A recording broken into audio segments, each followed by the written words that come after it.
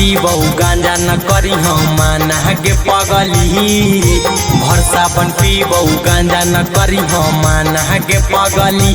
आ तोर मजनुआ हो महादेव के दीवाना गे पगली। आ तोर मजनुआ हो महाकाल के दीवाना गे पगली।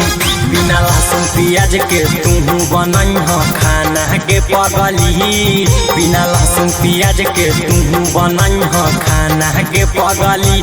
आ तोर मजनुआ हो महादेव के दीवाना गे पगली। आ तोर मजनुआ हो महाकाल के दीवाना गे पगली।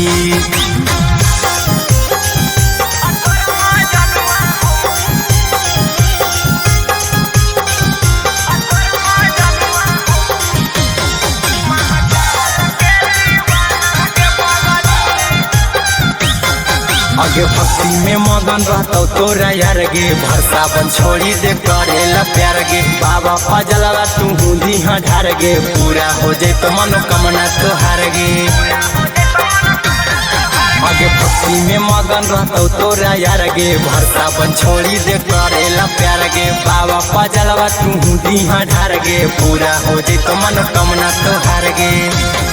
आगे झूमत रहबो बजाई के बाबा के गाना गे पगली। झूमत रहबो बजाई के बाबा के गाना गे पगली। आ तोर मजनुआ हो महादेव के दीवाना गे पगली। आ तोर मजनुआ हो महाकाल के दीवाना गे पगली।